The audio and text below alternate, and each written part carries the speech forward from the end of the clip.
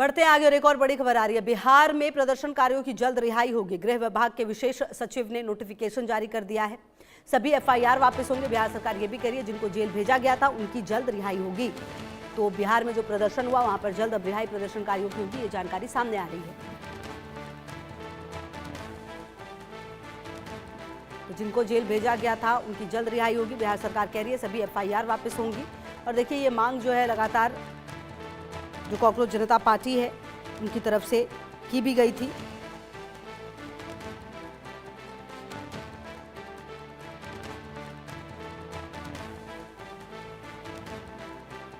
तो जिनको जेल भेजा गया था उनकी जल्द रिहाई होगी, बिहार सरकार ये कह रही है। बाकायदा नोटिफिकेशन भी इसके लिए जारी किया गया, बाकायदा एक जो जानकारी है वो भी दी गई है।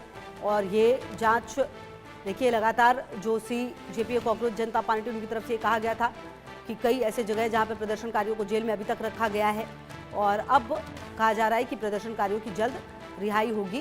बिहार में सभी एफआईआर भी वापस होंगी, ये भी कहा जा रहा है।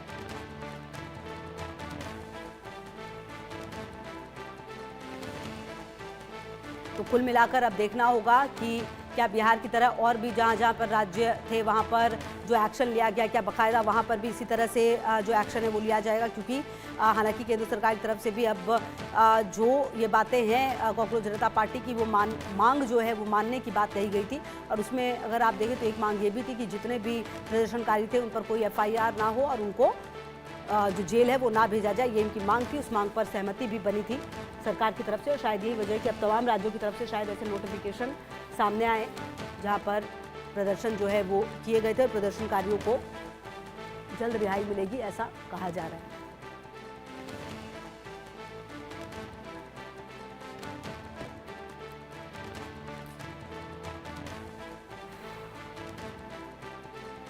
तो सभी एफआईआर वापस होंगी, ये भी कहा गया है। और कुल मिलाकर आपको बता दें कि इस पूरे घटनाक्रम के पीछे अगर आप देखें तो लगातार जो कांग्रेस जनता पार्टी है, कॉकरोच जनता पार्टी, उसकी तरफ से ये कहा ही गया था।